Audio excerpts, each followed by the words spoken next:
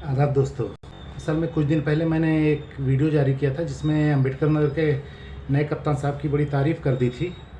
उसके बाद से रोज़ ही करीब 10-12 लोग फ़ोन करते हैं या मेल करते हैं, अपनी शिकायतें कर रहे हैं कि उनके कंप्लेंट पे कोई कार्रवाई नहीं होती और आप बिना जाने बूझे कप्तान साहब की तारीफ़ कर दिए थे।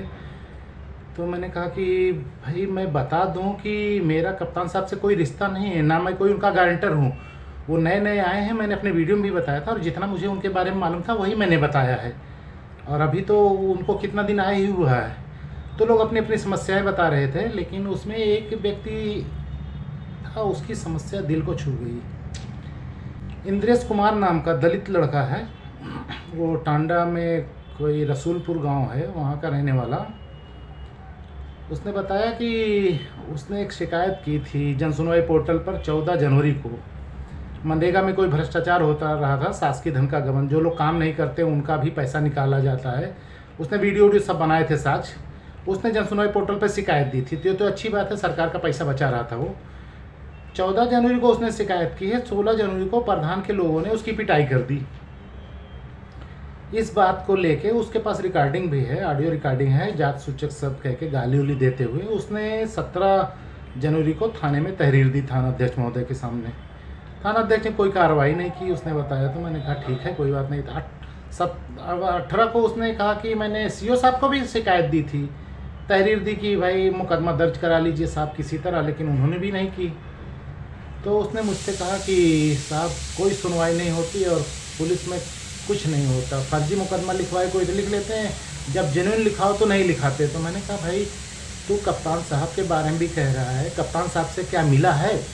तो उसने कहा कप्तान साहब तक तो नहीं गए। तो मैंने कहा एक बार उनसे जाके मिल लो, उनको अपनी तहरीर दो, अगर वो कार्रवाई ना करें तब यार उनके खिलाफ़ बोलो। ऐसे थोड़े ना किसी के खिलाफ़ बोला जाता है कि वो अच्छे नहीं या नहीं। तो मेरे कहने से बेचारा कल गया, वो 23 तारीख को कप्तान साहब के यहाँ गया। वो नहीं मिले, एडिशनल साहब मिले, उसने तहरीर दी, उन्होंने कहा कि ठीक है जाओ हम देख लेंगे। आज फिर उसने फ़ोन किया कि साहब आपके कप्तान साहब तक तो मैंने लेटर पहुँचाया लेकिन कार्रवाई नहीं हुई, क्या मुख्यमंत्री महोदय के यहाँ जाऊँ? तो मुझे दुख हुआ कि एक आदमी कितना ज़्यादा परेशान है ऐसे मैटर को लेके, जो सच्ची शिकायत दे रहा है और कोई सुनवाई नहीं हो रही है, और झूठी शिकायत दो तो तुरंत दर्ज हो जाता है, तो उसके पीछे लेन देन होता होगा, ये सभी जानते हैं, कोई छुपी बात नहीं है।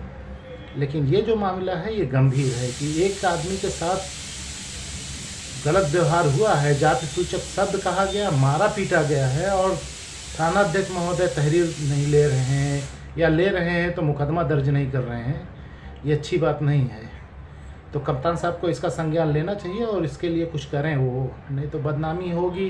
तो मैं कप्तान साहब से अनुरोध करना चाहूँगा कि वो ये मुकदमा दर्ज कराएं और सख्त कार्रवाई करें कि भविष्य में कोई ऐसा ना करे। उस बेचारे की गलती क्या थी? इंद्रेश ने तो सरकारी धन बचाने का काम किया था ना, जिसके लिए सैकड़ों नौकर रखे हैं सरकार ने।